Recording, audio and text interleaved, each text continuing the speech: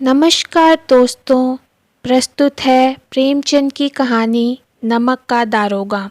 आइए शुरू करते हैं।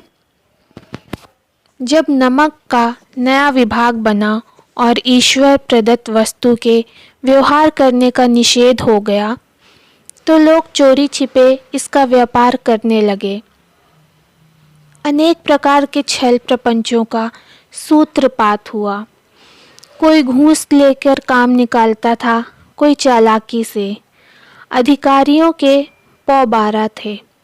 पटवारीगिरी का सर्वसम्मानित पद छोड़ छोड़कर लोग इस विभाग की बरकंदाजी करते थे। इसके दारोगा पद के लिए तो वकीलों का भी जी ललचाता था। यह वह समय था जब अंग्रेजी शिक्षा और ईसाई मत को लोग एक ही वस्तु समझते थे। फारसी का प्राबल्य था। प्रेम की कथाएं और श्रृंगार रस के काव्य पढ़कर फारसींदा लोग सर्वोच्च पदों पर नियुक्त हो जाया करते थे।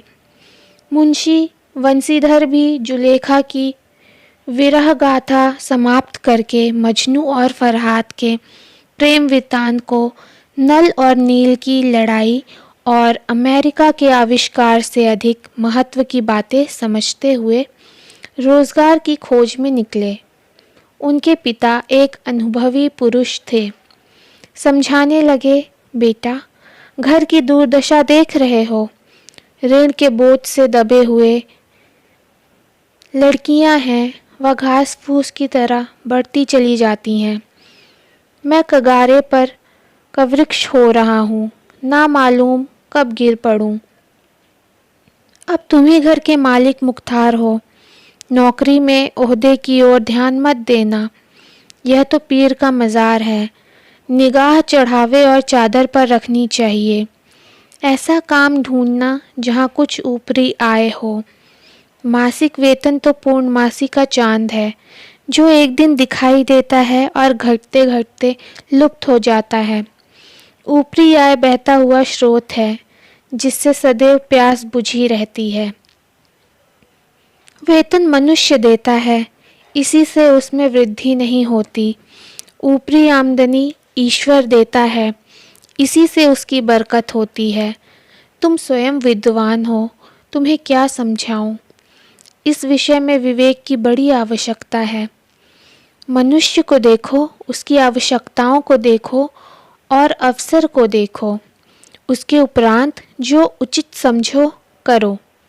गरज वाले आदमी के साथ कठोरता करने में लाभ ही लाभ है, लेकिन बेगरज को दांव पर पाना ज़रा कठिन है। इन बातों को निगाह में बांध लो। यह मेरी जन्म भर की कमाई है। इस उपदेश के बाद पिताजी ने आशीर्वाद दिया। वंशीधर आज्ञाकारी पुत्र थे। ये बातें ध्यान से सुनी और तब घर से चल खड़े हुए। इस विस्तृत संसार में उनके लिए धैर्य अपना मित्र, बुद्धि अपनी पथ प्रदर्शक और आत्म अवलंबन ही अपना सहायक था। लेकिन अच्छे शकुन से चले थे। जाते ही जाते नमक विभाग के दारोगा पद पर प्रतिष्ठित हो गए। वेतन अच्छा और ऊपरी आय का तो ठिकाना ही ना था। वृद्ध मुंशी जी को सुख संवाद मिला तो फूले न समाये। महाजन कुछ नरम पड़े। कलवार की आशालता लहलहाई। पड़ोसियों के हृदय में शूल उठने लगे। जाड़े के दिन थे और रात का समय। नमक के सिपाही चौकीदार नशे में मस्त थे। मुंशी वंशीधर को यहाँ आए अभी 6 महीने से अधिक न हुए थे, लेकिन इस थोड़े समय में ही उन्होंने अपनी कार्यकुशलता और उत्तम आचार से अफसरों को मोहित कर लिया था। अफसर लोग उन पर बहुत विश्वास करने लगे। नमक के दफ्तर से 1 मील पूर्व की ओर जमुना बहती थी। उस पर नावों का एक पुल बना हुआ था। दारोगा जी किवाड़ बंद किए मीठी नींद से सो रहे थे। अचानक आँख खुली तो नदी के प्रवाह की जगह गाड़ियों की गड़गड़ाहट तथा मल्लाहों का कोलाहल सुनाई दिया। उठ बैठे। इतनी रात गए गाड़ियाँ क्यों नदी के पार जाती हैं? अवश्य कुछ न कुछ गोलमाल है। तर्क ने भ्रम को पुष्ट किया। वर्दी पहनी, तमंचा जेब में रखा और बात की बात में थोड़ा बढ़ाए हुए पुल पर आ पहुँचे। गाड़ियों की एक लंबी कतार पुल के पार जाती दिखी। डांट कर पूछा, किसकी गाड़ियाँ हैं? थोड़ी देर तक सन्नाटा रहा। आदमियों में कुछ कानाफूसी हुई। तब आगे वाले ने कहा, पंडित आलोपी दीन की। कौन पंडित आलोपी दीन? दातागंज के? मुंशी वंशीधर चौंके। पंडित आलोपी दीन इस इलाके के सबसे प्रतिष्ठित जमींदार थे।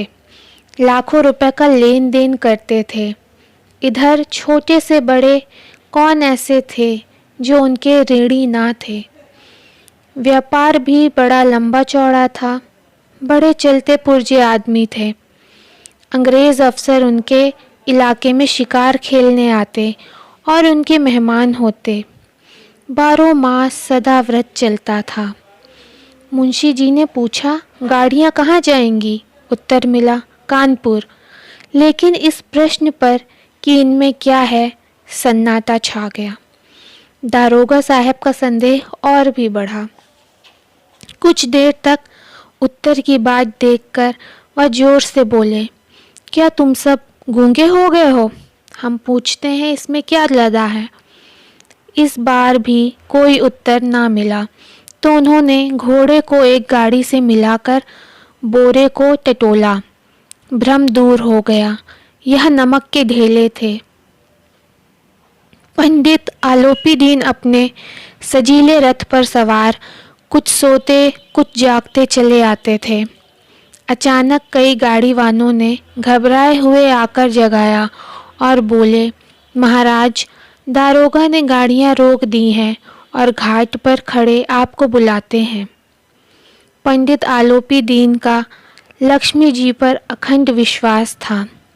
वह कहा करते थे कि संसार का तो कहना ही क्या, स्वर्ग में भी लक्ष्मी का ही राज है। उनका यह कहना यथार्थ ही था। न्याय और नीति सब लक्ष्मी के ही खिलौने हैं। इन्हें वह जैसे चाहती हैं नचाती हैं। लेटे ही लेटे गर्व से बोले, चलो हम आते हैं। यह कहकर पंडित जी ने बड़ी निश्चिंता से पान के बीड़े लगाकर खाए। फिर लिहाफ ओढ़े हुए दारोगा के पास आकर बोले, बाबूजी आशीर्वाद, कहिए हमसे ऐसा कौन सा अपराध हुआ कि गाड़ियाँ रोक दी गईं? हम ब्राह्मणों पर तो आपकी कृपा दृष्टि रहनी चाहिए। वंशीधर रुखाई से बोले, सरकारी हुक्म। पंडित आलोपी दीन ने हंसकर कहा, हम सरकारी हुक्म को नहीं जानते और न सरकार को। हमारे सरकार तो आप ही हैं। हमारा और आपका तो घर का मामला है। हम कभी आपसे बाहर हो सकते हैं? आपने व्यर्थ का कष्ट उठाया। यह हो नहीं सकता कि इधर से जाएं और इस घाट के देवता को भेंट न चढ़ावें। मैं तो आपकी सेवा में स्वयं ही आ रहा था। वंशीधर पर ऐश्वर्य की मोहिनी वंशी का कुछ प्रभाव न पड़ा। ईमानदारी की नई उमंग थी।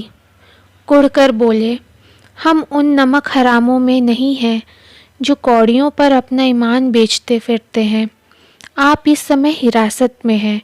आपका कायदे के अनुसार चालान होगा। बस मुझे अधिक बातों की फुर्सत नहीं। जमादार बदलू सिंह, तुम इन्हें हिरासत में ले लो। मैं हुक्म देता हूँ। पंडित आलोपी दीन स्तंभित हो गए।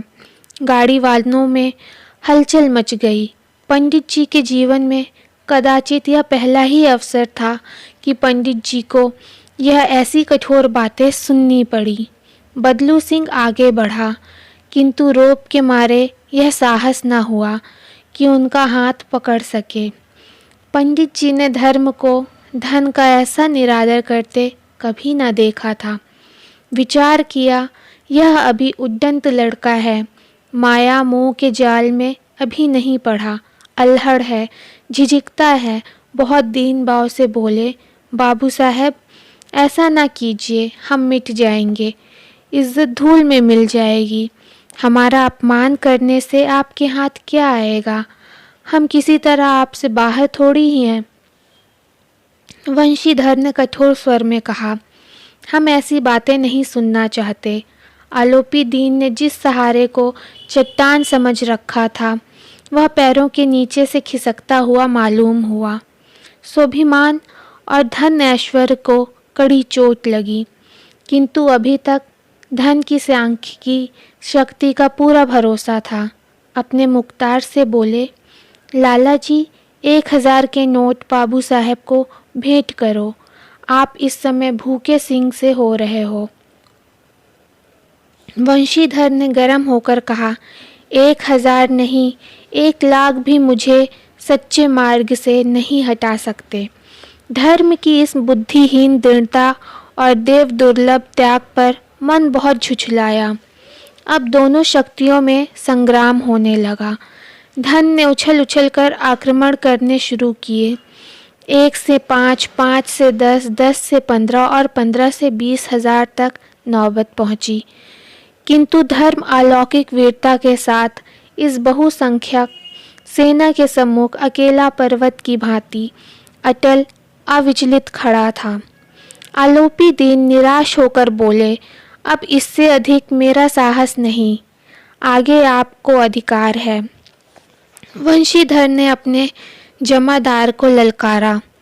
बदलू सिंह मन में दारोगा जी को गालियां देता हुआ पंडित आलोपी दीन की ओर बढ़ा। पंडित घबराकर 2-3 कदम पीछे हट गए।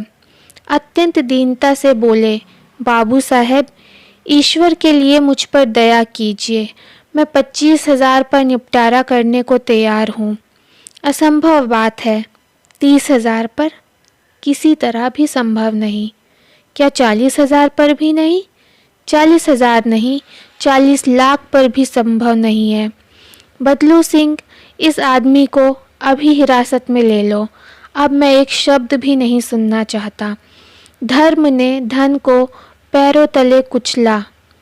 आलोपी दीन ने एक हिष्ट पुष्ट मनुष्य को हथकड़ियाँ लिए हुए अपनी तरफ आते देखा। चारों ओर निराशा और कातर दृष्टि से देखने लगे। इसके बाद एकाएक मूर्छित होकर गिर पड़े।